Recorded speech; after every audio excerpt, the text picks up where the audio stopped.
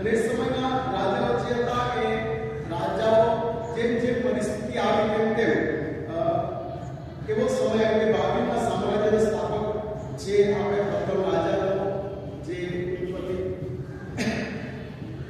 14 અને બીજી કલમમાં લખવામાં આવે છે.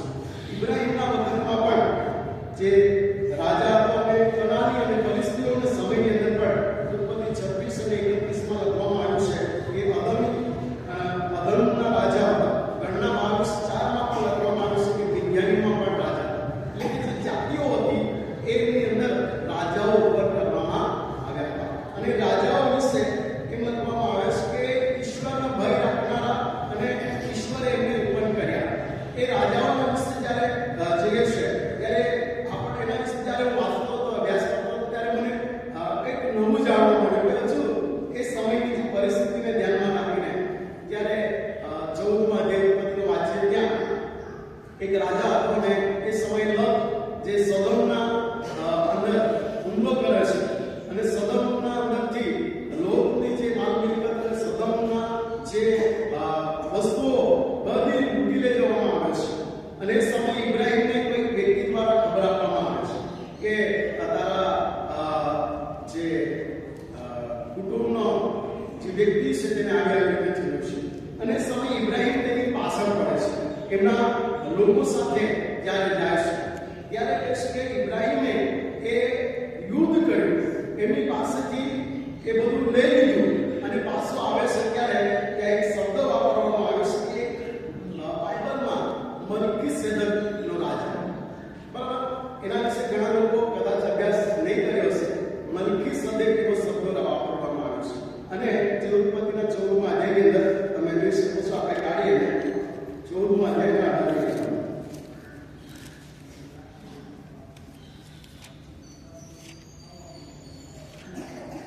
અને સાલેમનો રાજા મલ્કીસેદક રોટલી તથા દ્રાક્ષરસ લાવ્યો.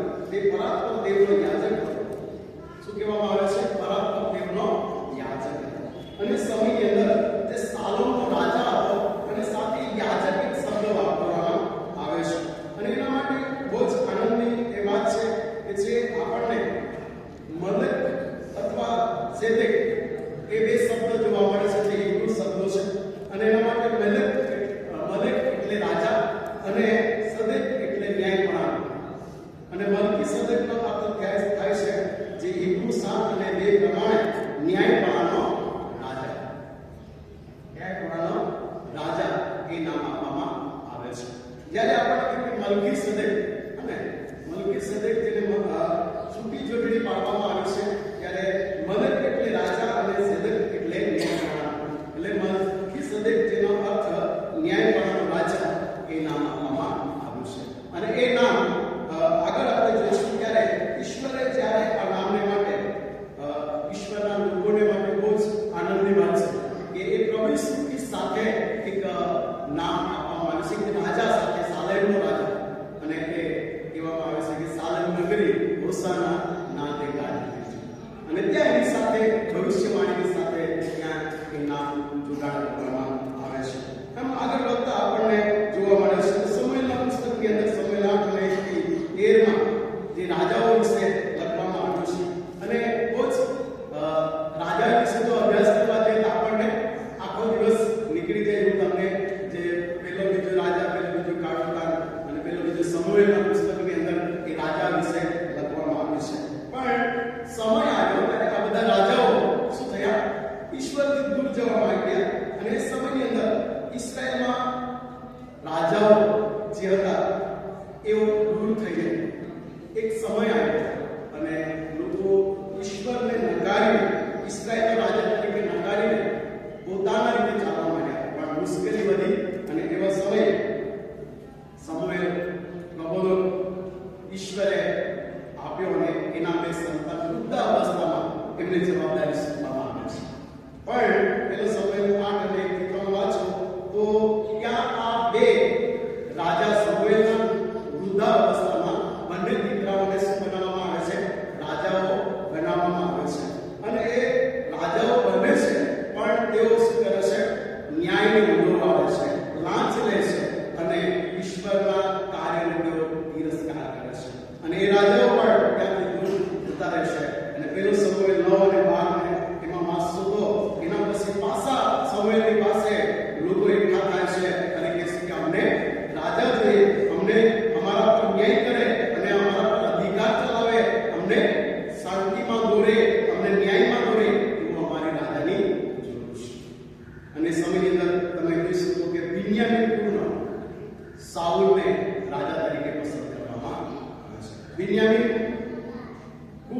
જે યાકૂબના ગોત્રમાંથી 12 કુળોમાંથી એ પણ છે. એટલે કે સાઉલ, ને ઘણી વખત સાઉલ વિશે કહેવામાં આવે ને રાજા, તો લોકો એમ કે સાઉલ તો આવો હતો તેવો હતો, એટલે એક જાતના બહારનો જેવો વિચાર કરનાર. પણ સાઉલ પણ બિન્યામીન કુળનો ક્રિસ્તનો દીકરો સાઉલને પ્રથમ રાજા તરીકે ઇસ્રાએલમાંથી ઈશ્વર પસંદ કરે છે. પણ જ્યારે સાઉલની પાસેથી સાઉલે પણ ઇસ્રાએલ લોકો પર કેટલા વર્ષ રાજ કર્યું? 40 વર્ષ રાજ કર્યું. જે દેવીના કૃત્યની અંદર 13મા અધ્યાય 21મી કલમમાં એનો ઉલ્લેખ કરવામાં આવ્યો છે કે સાઉલ રાજા બન્યો પછી ઇસ્રાએલ પર 40 વર્ષ સુધી રાજ કર્યું. અને 40 વર્ષ રાજ કર્યું. પણ ત્યાં એ રાજ્યની શરૂઆતની અંદર જ્યારે સમુએલ પણ હતો એ ટાઈમની અંદર, પણ એક ભૂલ તેને કરી અને એના લીધે એમની પાસેથી રાજ્ય છીનવી લેવામાં આવ્યું. શું ભૂલ કરી? એક ભૂલ કરી હતી અને એના લીધે એમની પાસેથી રાજ્ય છીનવી લેવામાં આવ્યું. એનું કારણ એ હતું, જો આપણે બધો અભ્યાસ કરવા જઈએ તો એમ લખવામાં આવ્યું છે કે ઈશ્વરના સેવક સમુએલ કહે કે હું આવીશ અને અર્પણ ચડાવીશ. પણ અર્પણ ચડાવતા 7 દિવસ સમુએલને આવતા જે સ્થળ હતું એ જગ્યા પર આવતા વાર લાગી. અને એ સમયે સાઉલ રાજાએ પોતે ભય અને બીક પરિસ્થિતિના લીધે અર્પણ ચડાવવાની શરૂઆત કરી દીધી. અને અર્પણ ચડાવવામાં આવ્યું. અને એ સમયને એટલો સમય 13:8-13 સુધીમાં આ બાબત લખવામાં આવ્યું છે. અને એ સમયની અંદર તમે જોઈ શકો છો કે ઈશ્વરે એમને કીધું કે હવે એ મારી આજ્ઞાને ઉલ્લંઘન કર્યું છે, માટે હું રાજ્ય તારી પાસેથી છીનવી લઈશ.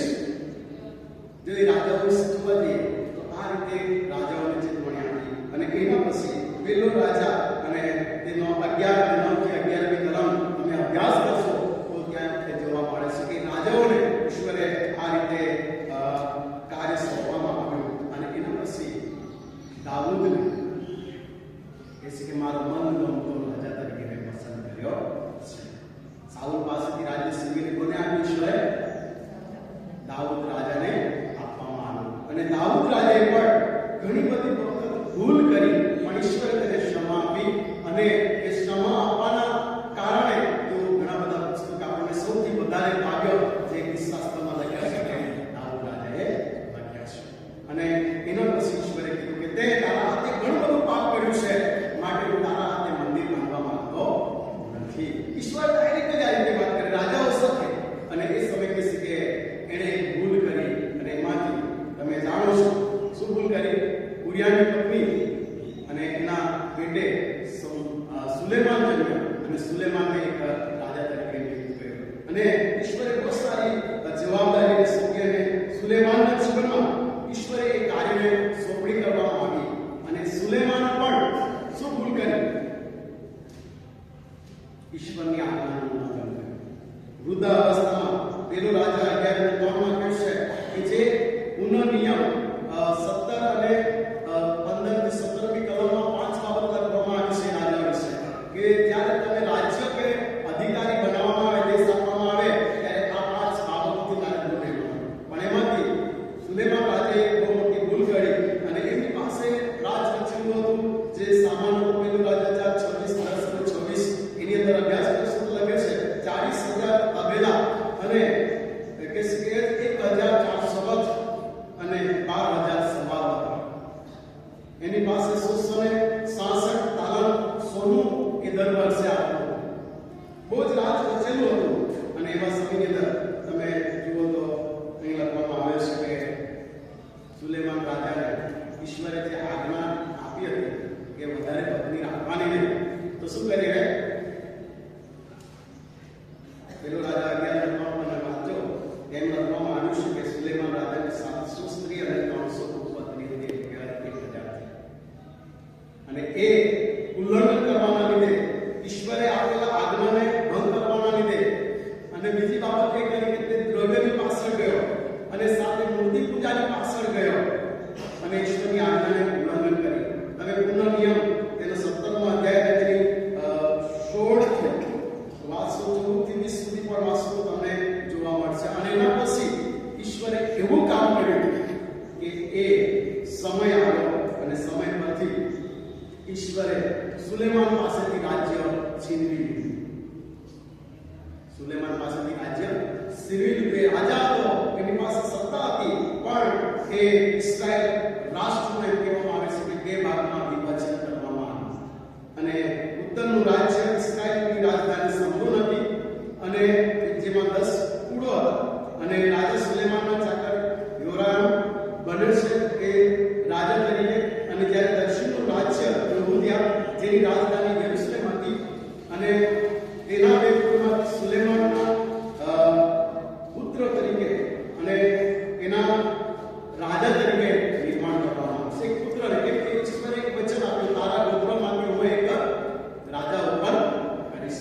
હજુ પણ ભલે રાજ્ય સીવી લીધું, એ રાષ્ટ્ર બનાવવામાં આવ્યું, પણ છતાં ઉત્તરનું રાજ્ય માટે રાજાઓ કેટલાક થઈ ગયા, જેને હું નામ કહેવા જાઉં તો ઘણા લાંબા છે. અને એની અંદર દક્ષિણનું રાજ્ય આપવામાં આવ્યું. અને છેલ્લે જ્યારે યરુશલેમનું પતન થયું ત્યારે છેલ્લો જે રાજા સિદિકિયા રાજા થયો. અને એ સમયે યરુશલેમનું પતન થયું. પતન એટલે કે આખું નષ્ટ કરવામાં આવ્યું. અને એ સમયે યરુશલેમનું પતન બાદ યરુશલેમને યહૂદિયાને કે છે કે બાબિલોનના બંદીવાસમાં લઈ જવામાં આવ્યું.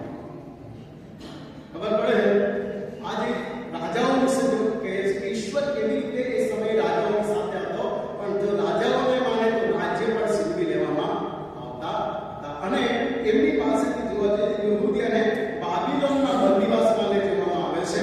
અને પછી તમે દાનિયેલનું પુસ્તક અને હઝકીએલનું પુસ્તકનો અભ્યાસ કરજો કે ત્યાં એવી પરિસ્થિતિ થઈ હતી. અને એ સમયની પરિસ્થિતિને ધ્યાનમાં રાખતા આપણે જોઈ શકીએ છીએ કે જ્યારે ઈશ્વર રાજ્ય આપે છે ત્યારે જવાબદારી પણ સોંપે છે.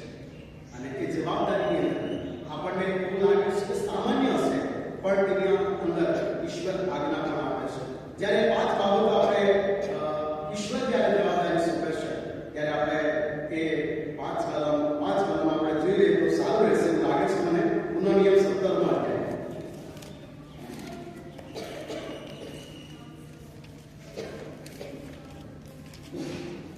17માં અધ્યાય તેની 14મી કલમ પહેલી વાંચું છું, એના પછી આગળની કલમ આપણે જોઈશું. યહોવા તારો દેવ જે દેશ તને આપે છે તેમાં જ્યારે તું પહોંચે કે તેનું વતન લઈને તેમાં વસે ને એમ કહે કે મારી આસપાસની સર્વ જાતિઓની મારે માથે રાજા લાવીશ. અને એ ઘણી બધી બાબતો લખવામાં આવી છે.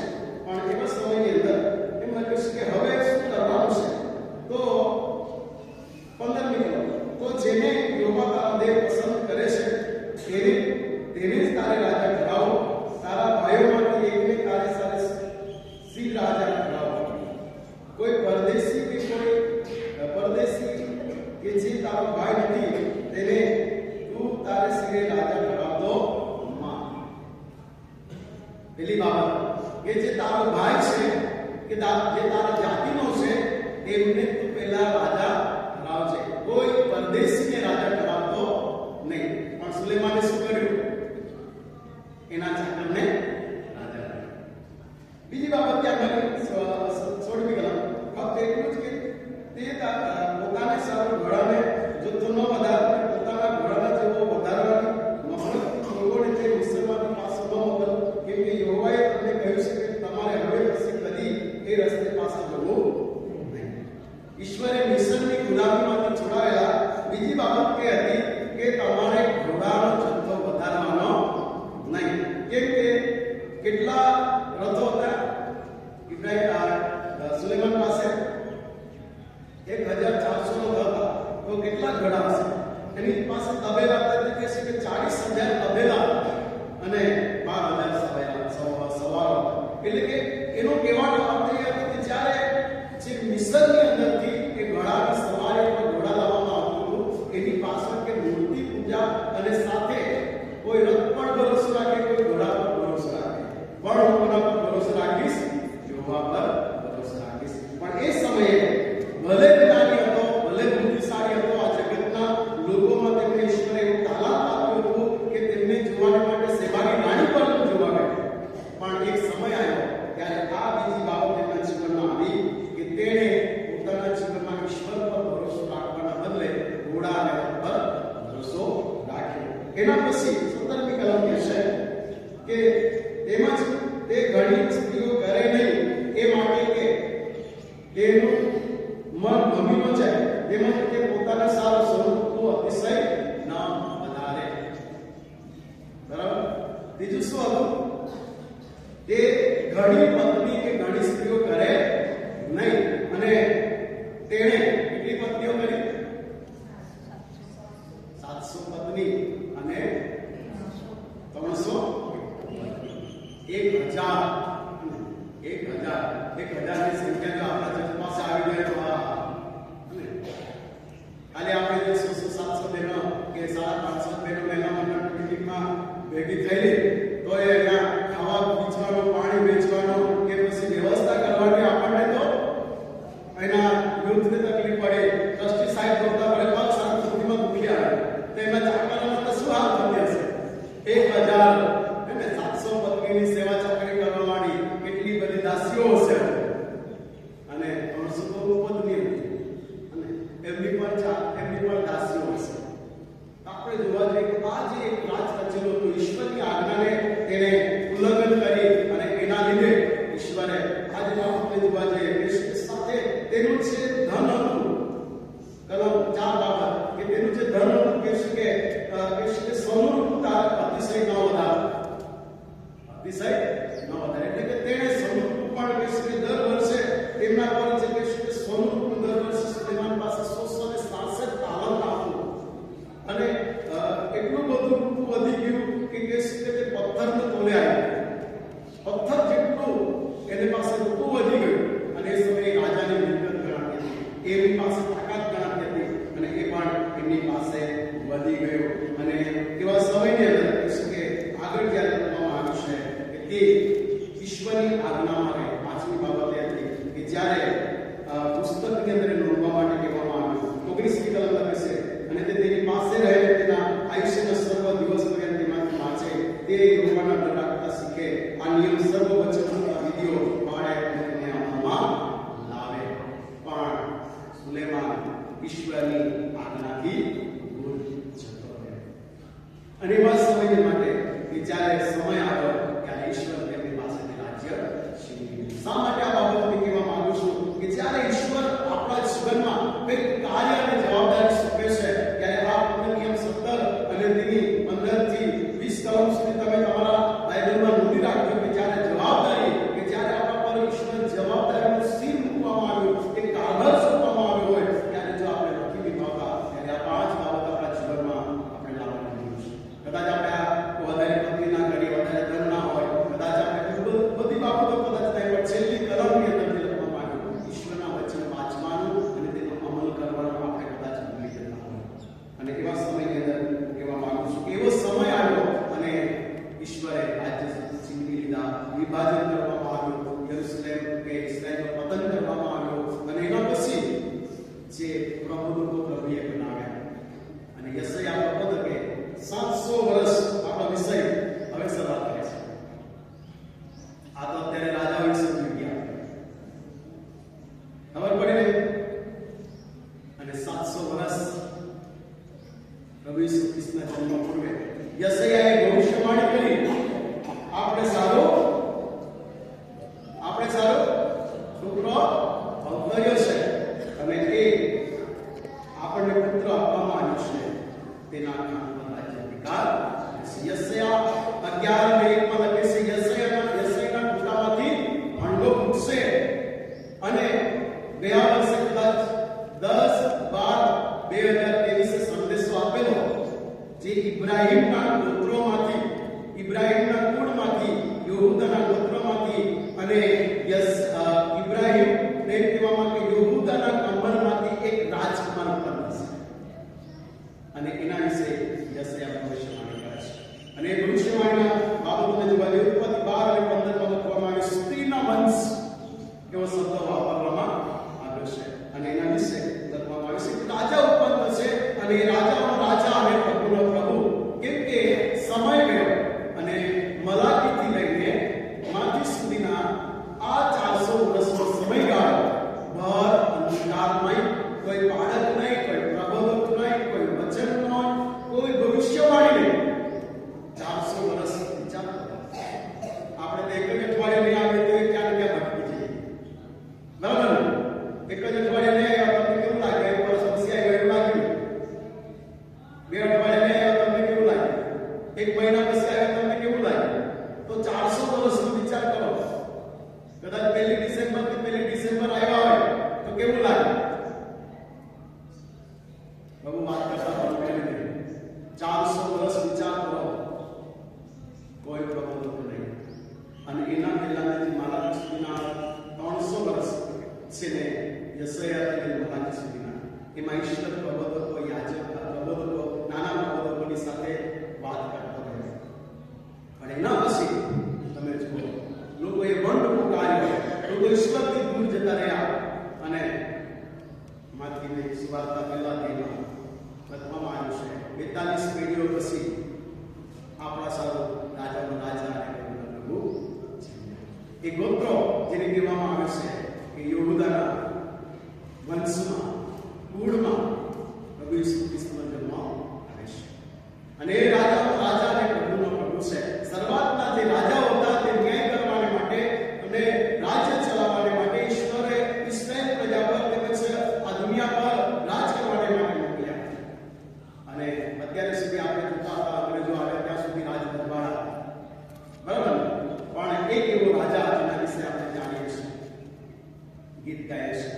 ભજન સંગ્રહમાંથી પણ આપણે ગીત ગાઈએ છીએ કે જે રાજા હતો રાજા છે અને માટે પ્રભુનો આભાર માનીએ કે આ 700 વર્ષ ભવિષ્યવાણી વચન આપણને આપવામાં આવ્યું અને એના માટે જ કે માંથી 2 અને 2 વસ્તુ લખવામાં આવ્યું છે. વાંચીએ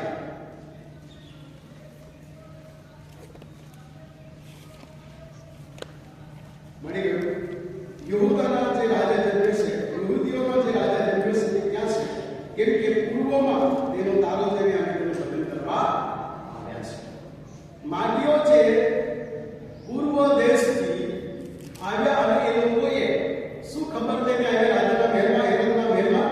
એ પણ રાજા હતો, પણ ત્યાં એને શું પૂછે છે? યહૂદીઓનો જે રાજા જન્મે છે તે ક્યાં છે? કેમ કે પૂર્વમાં અમે તેનો તારો જઈને ભજન કરવા આવ્યા છે. અને એ ભવિષ્યવાણીનું વચન અહીંયા આપણે જોઈ શકીએ છીએ કે આપણો સારો છોકરો અવતારે છે, જે રાજાઓનો રાજા અને પ્રભુનો પ્રભુ છે. અને એ તમારે સારું એક બાળકને લુગડામાં લપેટેલો ગભાણમાં સૂતેલો, એ રાજાઓનો રાજા ગભાણમાં જન્મ લે છે. એ રાજાનો રાજા અને પ્રભુનો પ્રભુ છે. એ સાબિતી આપણને બાઇબલમાં ઘણી બધી જગ્યા પર ઘણી કલમો આપણને આપે છે, પણ આપણે એનો અભ્યાસ ધીરે ધીરે કરીશું.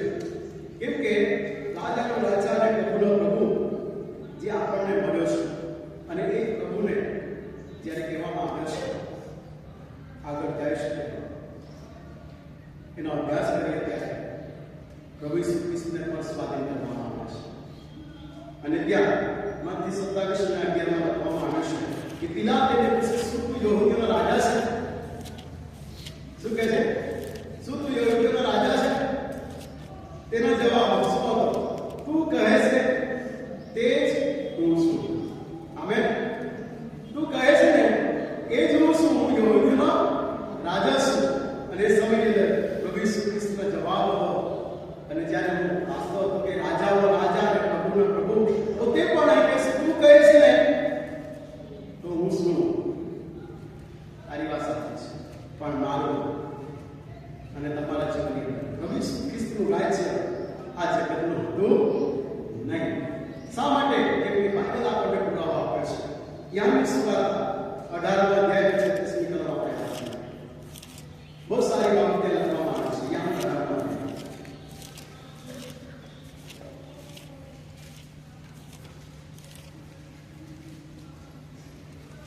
33 વાંચેલો છું. એક પિલાતે ફરીથી દરબારમાં જઈ ઈસુને બોલાવીને પૂછ્યું, શું તું યહૂદીઓનો રાજા છે? ઈસુએ ઉત્તર આપ્યો કે આ શું તું પોતાના તરફથી કહે છે કે કોઈ જગ્યાએ મારા સંબંધી એ તને કહ્યું? પિલાતે ઉત્તર આપ્યો કે શું હું યહૂદી છું?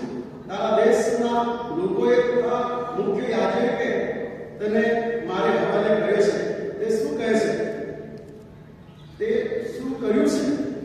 ઈસુએ ઉત્તર આપ્યો, મારું રાજ્ય આ જગતનું કેવું છે? ઈસુનો જે શબ્દ છે તે જોઈએ છે. મારું રાજ્ય આ જગતનું નથી. જો મારું રાજ્ય આ જગતનું હોત તો મને યહૂદીઓને સ્વાધીન કરવામાં ન આવે. માટે મારા સેવકો લડાઈ કરે, પણ મારું રાજ્ય તો અહીંનું નથી. મારું રાજ્ય તો અહીંનું નથી. અને આગળ તમે વાંચો તો કહેશે એથી પિલાતે તેને પૂછ્યું, ત્યારે શું રાજા છે? ઈસુએ ઉત્તર આપ્યો, કહે છે કે હું રાજા છું. એ જ માટે હું જન્મ્યો છું અને એ જ માટે હું જગતમાં આવ્યો છું કે સત્ય વિશે હું સાક્ષી આપું. જે સત્યનો છે તે દરેક મારી વાણી સાંભળશે. અને એ આપણે રાજાના રાજા અને પ્રભુની વાતને જોઈએ છીએ. સમય આવે અને આપણે ક્રિસમસ મનાવીએ છીએ, પણ પ્રભુએ શું કીધું? મારું રાજ્ય અહીંનું નથી. મારું રાજ્ય ક્યાંનું છે? સ્વર્ગનું છે. મારું રાજ્ય અહીંનું નથી. એના માટે વડીલની જરૂર નથી. કે છે કે મારું રાજ્ય જો અહીં હોત ને તો મારો ચાકરો આવીને કતલ કરી નાખ્યો હોત, મારી નાખ્યા હોત, બધાને લડાઈ કરી હોત અને મારા રાજ્યની અંદર મને યહૂદીને જે સોંપવામાં આવ્યો છે એ સોંપવામાં આવ્યો ન હોત. પણ હું તો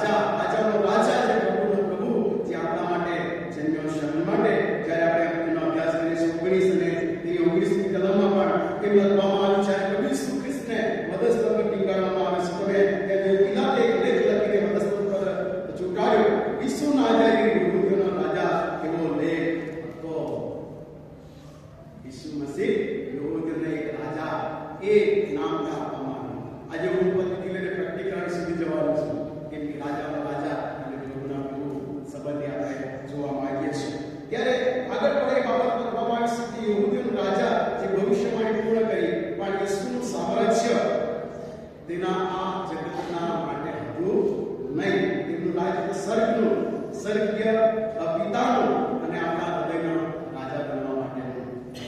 માટે જ્યારે 3 કલમ આપણે એની અંદર અભ્યાસ કરીએ છીએ ત્યારે નવા કલમમાં પહેલું તિમોથી 6 અને 13 માં લખે છે, જે ધન્ય તથા એકલો સ્વામી છે, જે રાજાઓનો રાજા તથા પ્રભુનો પ્રભુ છે, તે નિમિત્ત સમયે એ પ્રગટ થવો દેખાડશે. અને ઈસુ ખ્રિસ્ત રાજાઓનો રાજા છે.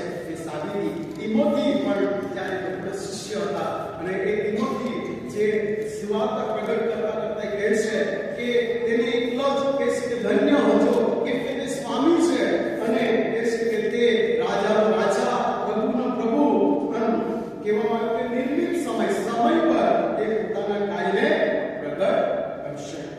અને પ્રકટીકરણ 17 અને 14 માં પણ લખે છે, તે હરવાનની સાથે લડશે અને હરવાન તેમને જીતશે, કેમ કે પ્રભુનો પ્રભુ તથા રાજાનો રાજા છે અને તેની સાથે જેઓ છે કે જેઓ પીડાયેલા છે, પસંદ કરેલા તથા વિશ્વાસુ છે તેઓ પણ જીતશે. એ તમારા મારા સંબંધી લખવામાં આવ્યું છે. એ રાજાનો રાજા છે અને પ્રભુનો પ્રભુ છે અને એ એક દિવસે લડશે. પણ જે તેની સાથે જોડાયેલા છે, ભલે આ દુનિયા તેમને હરાવશે પણ એક દિવસે તેઓ જીતશે. એક દિવસે તેઓ તેમના જીવનની અંદર કાર્ય કરશે. અને એની સાબિતી જ્યારે જ્ઞાનની સાથે પવિત્ર આત્મા વાત કરે છે. પ્રકટીકરણ 19 અને તેની 16મી કલમમાં એ રાજાનો રાજા અને પ્રભુના પ્રભુ એ હરવાન છે, જેના જાન પર લખવામાં આવ્યું અને લખે છે કે તેના જાન પર તેના જલવા પર લખવામાં આવ્યું, રાજાનો રાજા તથા પ્રભુના પ્રભુ એનું નામ લખેલું તેણે જોયું. કેમ કે ત્યાં લખવામાં આવ્યું છે કે આપણા સારા છોકરો ઉધાર્યો છે, તેના રાજ્ય પરાક્રમ અધિપતિ અધિકાર અને એ બાબતો ત્યાં આપણે પ્રગટ કરતી જોઈ શકીએ છીએ. માટે પ્રિય સમયની અંદર આપણે જોવા માંગીએ છીએ કે પ્રકટીકરણની ઘણી કલમો છે જેના વિશે રાજ્ય માટે લખવામાં આવ્યું છે. પણ તમારું ને મારું રાજા જે પ્રભુનો પ્રભુ છે, જે રાજાનો રાજા છે, જે કદાચ સર્વશક્તિમાન પ્રભુ જો આપણો રાજા છે તો એ આપણા દિલનો રાજા છે. આ પૃથ્વી પર આપણે કોઈ પણ કરીશું, કદાચ આપણને કોઈ માન સન્માન નહીં હશે, પણ તમારો પ્રભુ એ તમારા જીવનની અંદર, મારો પ્રભુ મારા જીવનની અંદર કહેવા માંગે છે કે આપણા માટે જે છોકરો ઉતાર્યો છે એ પ્રકટીકરણના છેલ્લા ન્યાય શાસન સુધીનો એ રાજાનો રાજા પ્રભુ છે. અને સ્વર્ગમાં બિરાજમાન પવિત્ર દૂતો સંતોની સંગત લખે છે કે જે પવિત્ર છે પવિત્ર છે પવિત્ર છે સેનાના યહોવા એમ કહેતા થાકતા નથી અને નિરાશ થતા નથી. ત્યારે મારે અને તમારા જીવનની અંદર આપણે ભલે ભારત દેશના નાગરિકો છે પણ આત્મિક જીવનની અંદર સ્વર્ગનું નાગરિકત્વ પ્રાપ્ત કરવા માટે રાજાના રાજાને પ્રભુની પાસે જવાની જરૂર છે. આ દેશની અંદરથી બીજા દેશ જવું હોય તો બીજા કઢાવવું પડે, વિમાનની ટિકિટ કઢાવવી પડે અને આપણે જવું પડે. જો વિઝા કેન્સલ થાય તો કોઈ તાકાત નથી કે આપણે ત્યાં ઉડીને જઈએ. ભલે આપણો કોઈ પણ ત્યાં વસ્તુ હોય, કેનેડા હોય કે અમેરિકા હોય કે પછી જ્યાં હોય ત્યાં, પણ આ જે સ્વર્ગ દેશમાં જવા માટે એ નાગરિકતા પ્રાપ્ત કરવા માટે એક જ રાજાની સિક્કાની જરૂર છે. અને એ તમારા હૃદય અને મારા હૃદય પર મળી શકે છે. એ તમારા અને મારા કપાળ પર મળી શકે છે. અને એને પ્રાપ્ત કરવા માટે આપણે જોઈ શકીએ છીએ કે સર્વશક્તિમાન પરમેશ્વર જે રાષ્ટ્ર છે તે એના વિશે જોવા જઈએ પ્રકટીકરણમાં 1000 વર્ષનું રાજ્ય જ્યારે આવશે ત્યારે એ રાજાનો રાજા અને પ્રભુ પ્રગટ કરશે. કેમ કે શા માટે અહીં લખવામાં આવ્યું છે, શા માટે કહેવામાં આવ્યું છે કે યહૂદી અને આજના જગતે પ્રભુ ઈસુ ખ્રિસ્તને પોતાનો રાજા કે પોતાનો પ્રભુ તરીકે સ્વીકાર્યો નહોતો. તમે આ યહાં 19મા અધ્યાયની છેલ્લી કલમો છે તે તમે વાંચશો તો પ્રભુ ઈસુ ખ્રિસ્તને કહેવામાં આવ્યું કે તેઓ મને કે ધિક્કારે છે અથવા તેને બહાર કરે છે તો પ્રભુ તરીકે તેને સ્વીકારતા નથી. આજે લોકો પણ ઘણા લોકો છે જે પ્રભુ ઈસુ ખ્રિસ્તને રાજાનો રાજા અને પ્રભુના પ્રભુ તરીકે સ્વીકારતા નથી. પણ પ્રિય, તમે અને મેં સ્વીકાર્યું છે, ધન્ય છે. નિર્મિત સમયે તમારા મારા માટે તે કાર્ય કરશે. તમારા મારા માટે તે રાજ્ય લઈને આવશે અને કદાચ આ જીવનમાં નહીં જોઈશું પણ ખબર પર કરવામાં આવી છે અને પુનરુત્થાનની પ્રભાતે પાછા મળીશું અને જોઈશું એક દિવસે પુનરુત્થાન થશે, નહીં હશે અને કહેવામાં આવશે ગણસિંહ વાગશે અને એ